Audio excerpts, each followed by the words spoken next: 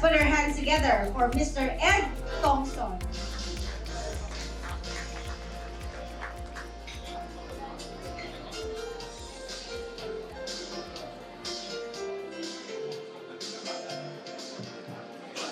Thank you. I'd like to thank Ecobusiness for organizing this event and for us to introduce our work in WWF Philippines. I'm Ed Thompson. I head the Sustainable Finance Program of WWF Philippines. Particularly, our work is focused on developing tools and capacity building for banks and helping the regulators, especially the Banco Central, in implementing their new guidelines. I will be presenting a paper which is uploaded in ResearchGate. This is a preprint. It's not been peer-reviewed. It's titled Measuring the Macroeconomic Effects of Carbon Prices Using Input-Output Analysis. This is the second paper. The first paper was on using input-output analysis to attribute emissions to some 240 sectors in the Philippines. And this was information that was needed by the banks to be able to calculate their financed emissions. So, the new reporting standards require financial institutions to report on how exposed they are to brown versus green sectors. So the first paper is also under preprint. And this second paper was an application of the first paper. If banks know their financed emissions, then they will know how vulnerable they are to a carbon price, carbon tax. So I'll be presenting the second paper because that is the topic relevant for today. First slide. First, the story behind the carbon tax. So it's been 30 years since it's been implemented in Europe, first in Scandinavia, Europe, the US, certain states, the District of Columbia in Canada, and lately China. Very much of the latest publications are coming from China. So they have a both emissions trading system and also a carbon tax in China. So several authors claim both sides of the story. There's a benefit from carbon tax in terms of carbon emissions. Some authors do not claim those benefits. So it has to do with methodological differences. Most of the latest papers now are meta-reviews with systematic reviews, which now removes the biases, accounts for all sorts of biases to have the correct values. The difficulty with measuring the impact of a carbon tax is that once you have the tax, you have to know the counterfactual emissions. Meaning, what should be the emissions without the carbon tax? That's the difficult, because that has no historical analog. You cannot see where the alternative scenario could have been without our carbon tax. So much of the debate is on the methodology and how they compute the treatment effects of a carbon tax. So that is also a glaring gap in current literature on how these treatment effects, counterfactual scenarios, should be computed. So much of the latest literature, 2024, 2023, they do meta-reviews, the systematic reviews, to remove the biases, to have a better estimate of the emissions reduction from historical data. The latest one by Hilterbrand includes China, which is a lot of the recent publications have come from that country. And there are various claims from other authors that they have no adverse effects on economic growth. There are positive effects on net employment as the labor shifts from brown to green. That empirical findings suggest that the carbon taxes, if not complemented by social policies, may have adverse effects on output and employment. So you have a whole suite of authors there. One of them dealt with the Yellow Vest movement in France, when Macron imposed carbon tax on fuels. There was protests in the streets. Eventually, the government had to withdraw the tax. Much of the authors recommend that the taxes are part of an optimal policy mix. It doesn't work as a standalone instrument. So both push and pull the carbon tax acts as a push for investors, for technology to come into the country, but this has to be complemented by pools, with the right incentives, the right technology, the red tape, etc. So this has to be part of a optimal policy mix. OECD has a database of effective carbon rates all over the country, I mean, all over the globe. So the Philippines is featured in one of them. Second slide. The effect of taxes on output, as we've seen historically, they are inelastic, meaning for every 1% increase in prices, there's less than 1% response, reduction in demand, which also reflects the reduction in carbon emissions. So over the short run, the price of energy commodities are very much inelastic. But in the long run, over several years, they become elastic. So above 1 is the ratio. So it's because economies adjust, technologies come in, and now there's decoupling between emissions and economic growth. So that is the story in the early adopters of these carbon pricing instruments. So it takes a while, but over time, you'll be getting there. Does it have impact in economic growth? Again, that's a counterfactual question, but there's minimal impact in the short run in terms of negative economic impacts, but not the same magnitude as you would have with the COVID impact on economic growth. That's extreme. So far, there's no adverse impact on economic growth. But the studies point to the advanced countries. Are they replicable in the Philippines? Do they work here? So that's the question. Where to build? Okay, modest emission declines without removing the bias from the latest literature. It's about -5 to 21% reduction in carbon taxes over the long term. So Philippines is talking about cap and trade, carbon tax. So which do we do both? Do we choose one? Do we sequence this one after the next? So those are the questions. It's being debated right now. So where to start? In the literature, the consensus is that the fuel taxes are the easiest entry point for a carbon tax. And these are the excise tax that you have under the train law passed in 2018. They're easier to administer compared to a cap and trade because of the cost of administering a cap and trade is higher or much more expensive than the cost of administering a tax, which is already there, and the mechanism of collecting the tax already in place. However, unlike a cap and trade, carbon taxes are not efficient in controlling emissions. They control flows, but they cannot control the cap, which is the essence of a cap and trade. So that's the difference. So it's also not efficient, but also easier to administer. So you have trade-offs if you look at both schemes. Also, automated pricing, I think it was discussed earlier, that it ensures predictability and certainty that investors want. So with a carbon tax, with a gradual repricing of the tax over the long term, there's a certainty in the plans of investors and in business that this is the cost of carbon over a long period. In cap and trade, the price is left to the markets. You don't know what the price is over time. And the literature says that the prices coming out of a cap and trade is lower than from a carbon tax.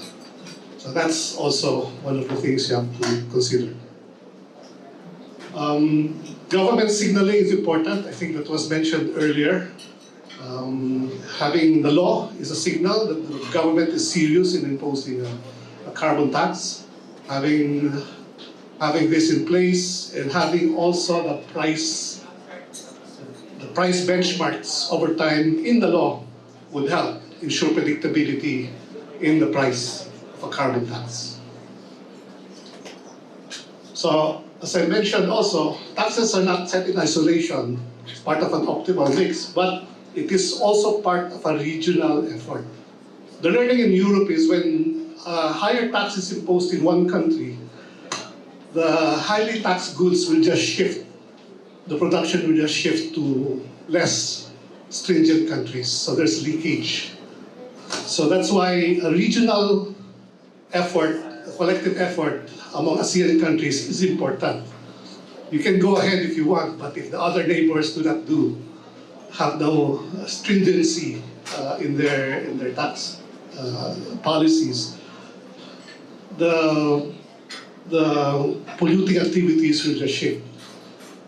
So it was important to know that regional floor price for a tax should be in place so that there is a level playing field across the countries and the neighbors.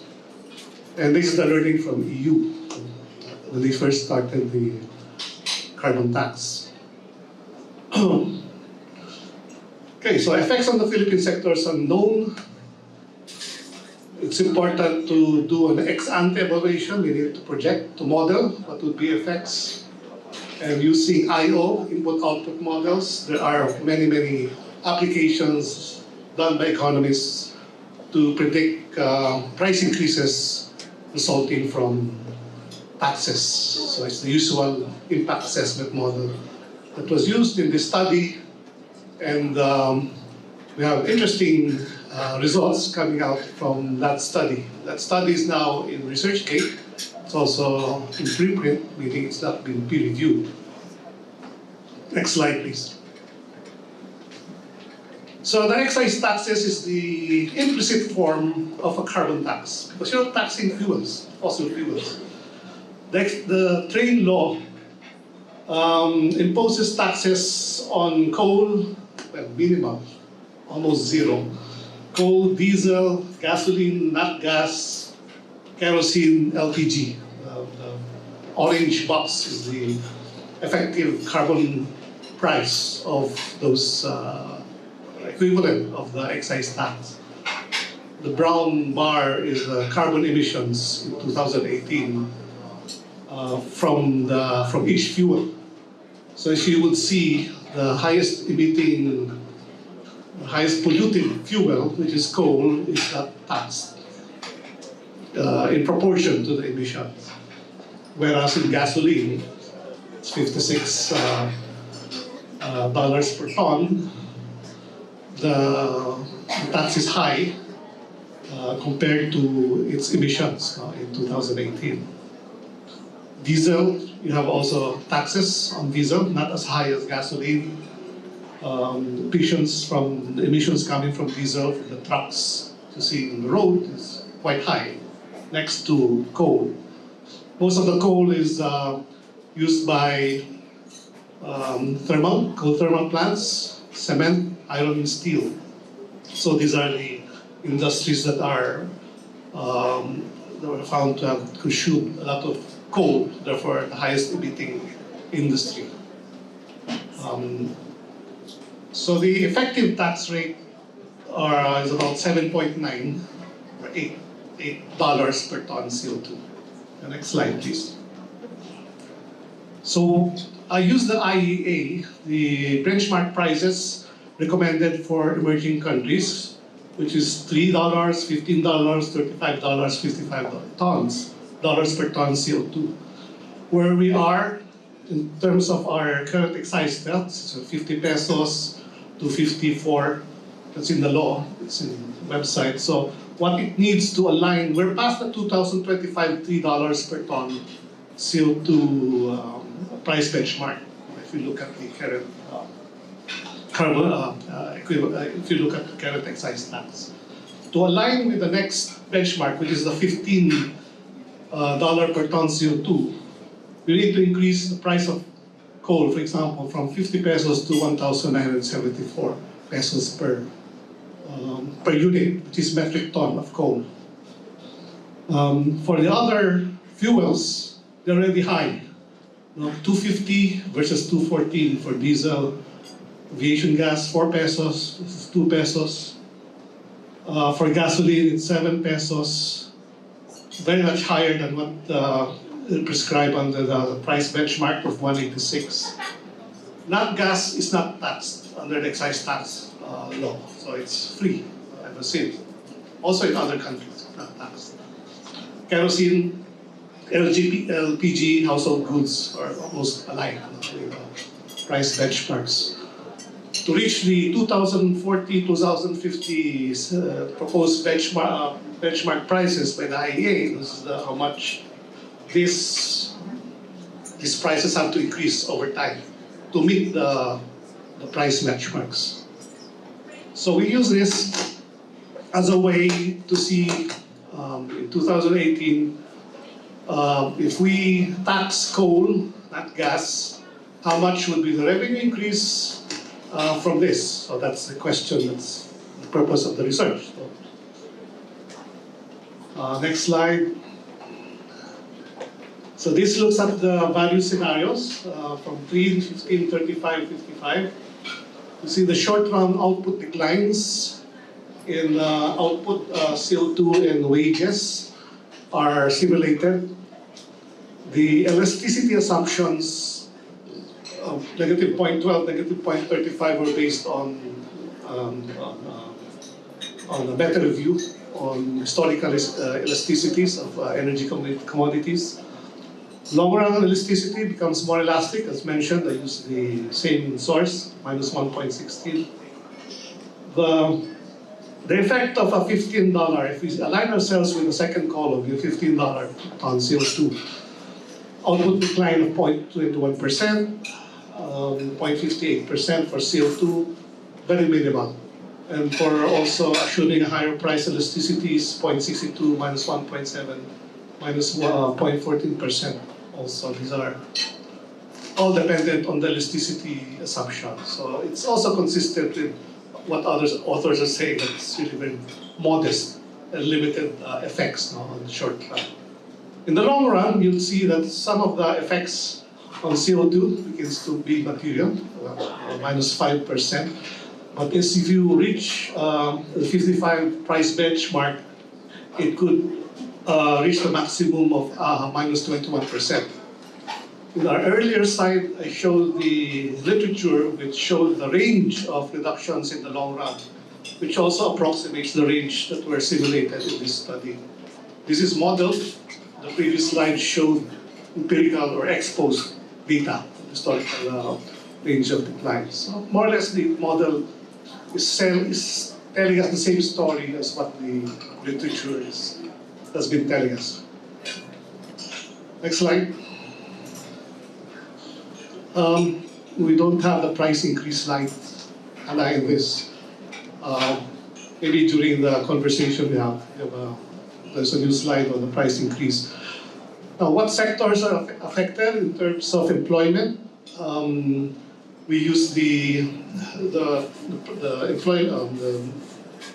salaries, the compensation that employees vector, and multiplied it by the multiplier in the input output table to see what is the effect on employment in the high employment sector, or high labor sectors are most affected would be construction.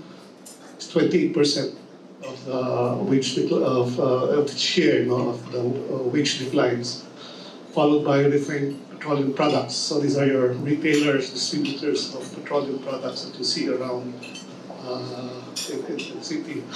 So we have 240 values used in this table. I sorted it by which sectors are most affected sorted by output declines, so in peso terms. So refined petroleum products, construction, basic iron and steel, air transport, electric power, road freight, bakery products, so those are most of the output declines. There's another slide supposed to be presented which shows the price increases. I think it's not included in this version, but power sector, the electricity sector, is ranked number 12 in terms of rank price increases. Number 1 is coal, not gas, of course, and refined petroleum products.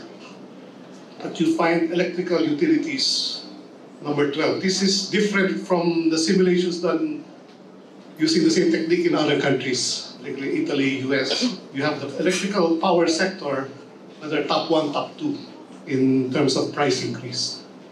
This did not materialize as resulting from the simulation done here. So this is explained, later on I can explain why this is so. Next slide. Conclusions. So we know what is the carbon equivalent of our excise taxes. And to reach, if we aim for a $15 floor price for fuel products, you double the contribution to taxes as from 0.25 to 0.5% of 2018 GDP. Again, back to the electricity sector, despite the high carbon tax rates imposed on coal, the input share of coal to the electricity sector is only 1%. This is the cost input share. This is dampened because it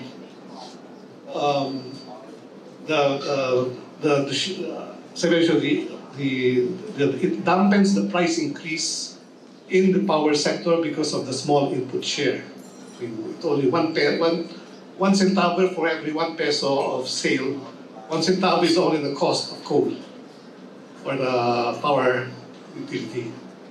And despite that, coal accounts for what, 55%, Rina, sabi, or 43% in my study of the total carbon emissions. So what it says, coal is very cheap.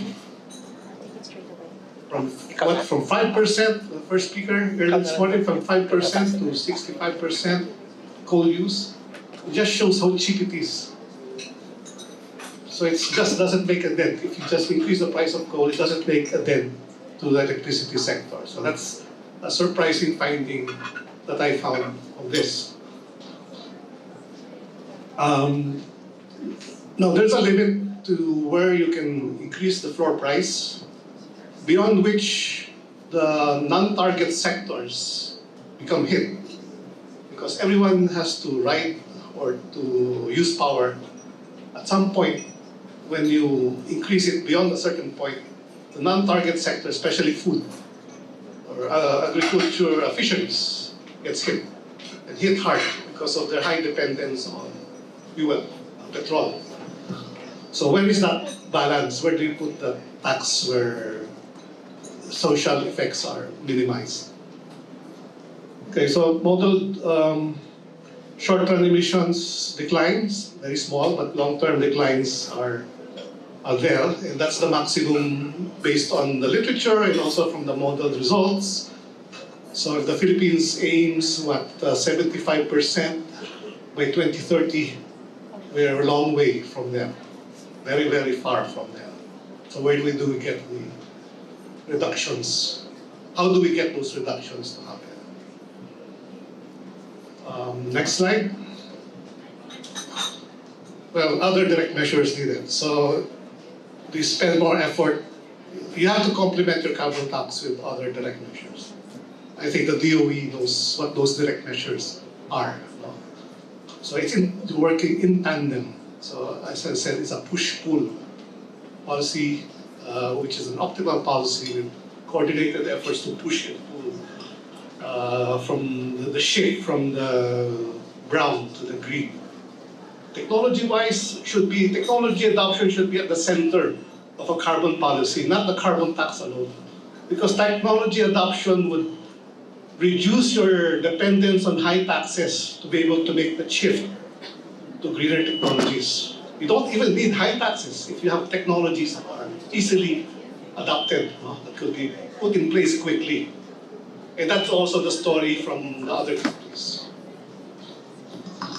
Further research, the Philippines, we don't have very empirical data on elasticity values, which would enhance future iterations of the model. Effects on the household budgets from the rich to the poor, we don't have that yet, but that's subject for further research by our good friends from academia. And I think this preliminary study would spur further research along those directions. And that's my presentation. Wow, thank you so much. Thank you. Ed.